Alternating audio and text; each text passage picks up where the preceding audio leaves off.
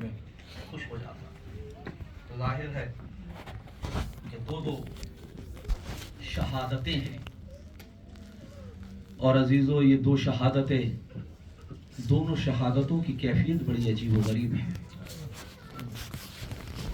امام حسن ایک بار ظاہر نہیں دیا گیا،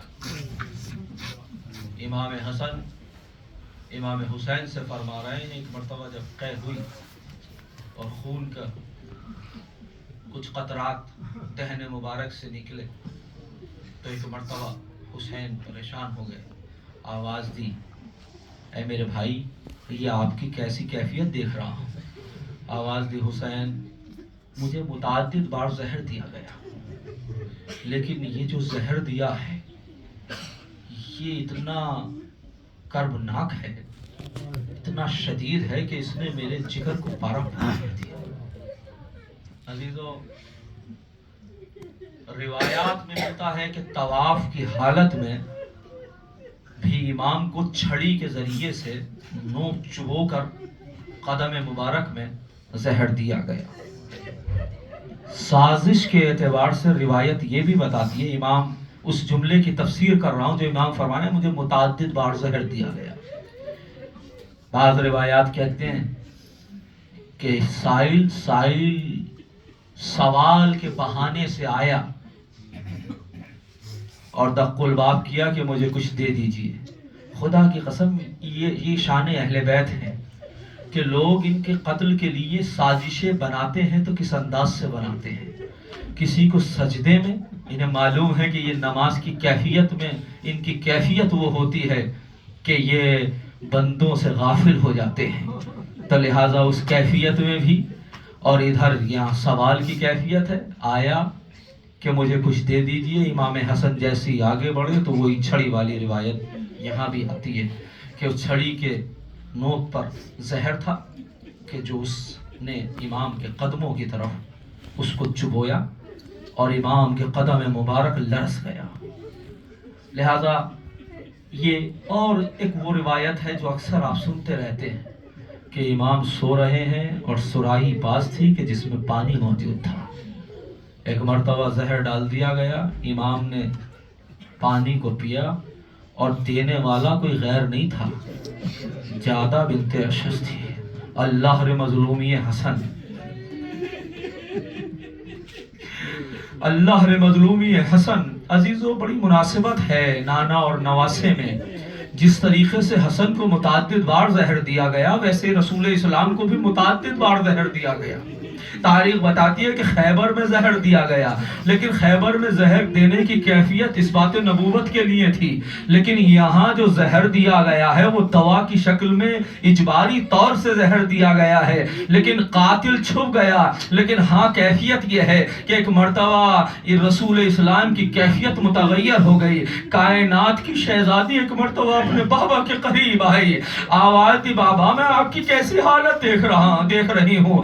آواز دی، میری لاڈلی میری کیفیت کچھ متبدل ہو رہی ہے، لگتا ہے کہ میرا وقت قریب آ چکا ہے۔ اے میری بیٹی ذرا وہ صندوق تو لے کر آؤ جو جبرائیل ہمارے لیے جنت سے لے کر آئے تھے۔ بس ایک مرتبہ شہزادی آئیں اور وہ صندوق کو لے کر ایک مرتبہ رسول اسلام کے سامنے رکھ دیا۔ رسول نے صندوق کو کھولا اور کھولنے کے بعد کہا، میری لاڈلی ذرا اس سے کفن کو نکالو۔ اب جو کفن کو نکالا ایک ٹکڑا لیا اور ایک مرتبہ رسول نے اپنے قریب رکھ دیا۔ آواز دی، اے میری بیٹی جب میں دنیا سے چلا جاؤں تو یہ کفن مجھ کو دے دینا۔ دوسرا ٹکڑا کفن کا نکالا، اے میری لاڈلی 75 دن کے بعد تیرا جنازہ اٹھے۔ اے میری بیٹی میرے بعد تجھے مرثیہ پڑھنا پڑے گا، سبت علیہ مصائب الانہا، سبت علیہ میں سرنا لے آلیا۔ اے میری لاڈلی تجھے یہ مرثیہ پڑھنا پڑے گا، جب 75 دن کے بعد تیرا جنازہ اٹھے تو یہ کفن تیرے لیے ہے۔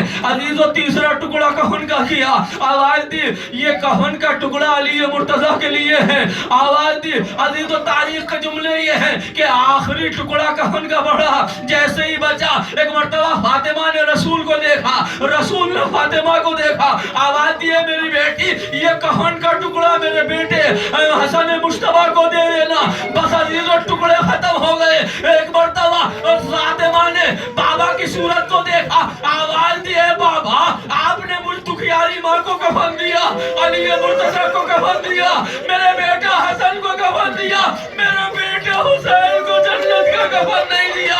बाबा मेरे हुसैन को भूल गए। आवाज दी है मेरी बेटी, अरे मैं और हुसैन को भूल जाऊं ये कैसे मुमकिन है? लेकिन हुसैन करबला के तख्ते सहरा में बेगुस्ल कफन, जज़ाकुम रब्बुकुम खैरल जज़ा।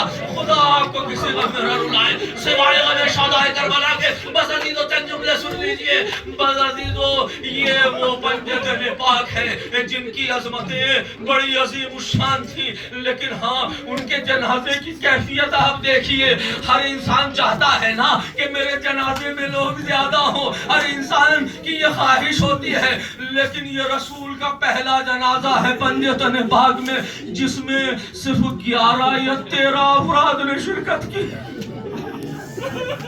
75 या 95 दिन के बाद जब फातिमा का जनाजा उठा तो रात की तारीकी में सिर्फ शिरकत करने वाले 6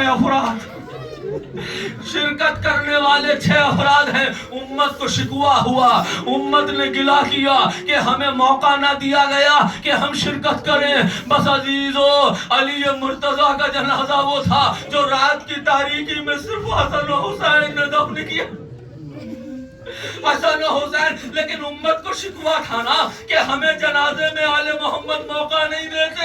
अजीजों ये पहला जनाजा था हसन का कि जो उम्मत को दावत दी गई, लेकिन इस जनाजे पे इतने तीर बरसाए गए कि कफन सुर्ख हो गया। और 5वां जनाजा वो था कि जिसकी कैफियत ये थी कि लाशें दौड़ा दिए गए, घोड़े दौड़ा दिए गए लाशें पे। ज़ैनब ना पहचान सकी, एक जुमला कहा आ अखिल हुसैन, अरे क्या तू मेरा भाई हुसैन? मैं खत्म कर रहा हूँ, बस चंद जुमले सुनिए। खुदा आपको किसी गम में न रुलाए सिवाय गम शोदाए करबला को। अजीजों आज फातिमा को उनके लाल का भी पुरसा देना है, उनके बाबा का भी पुरसा देना है, लेकिन हाँ तारीख कायनात में, तारीख इंसानियत में कोई ऐसा जनाजा मुझे नजर नहीं आता जो घर से गया हो और फिर वापस आया। बस खत्म कर दी मैंने मजलिस। अजीजों जी भर के पुर्जा दे लीजिए। तारीख आले मोहम्मद का नहीं, ये तारीख इंसानियत का इकलौता जनाजा है जो एक मर्तबा गया और वापस आया, लेकिन तीर चल लिए, तीर से लगे हुए तमाम कफन सुर्ख हो चुका है। ज़ैनब ने ये कैफियत देखी, आवाज दी ऐ मेरे मादाए हुसैन, अरे मैंने तो अपने भाई को कफन समेट दिया था, ये सुर्ख कैसे हो गया? मुझे नहीं मालूम कि ज़ैनब ने कैसे तीरों को निकाला, लेकिन हाथों को जोड़ के अर्ज करूं ऐ बीबी, अगर हसन के जनाजे से तीर निकाल सकती हो तो हुसैन के जनाजे से क्यों नहीं निकालती? लेकिन हाथों में रसन बनी हुई है, ज़ैनब निकाले तो कैसे?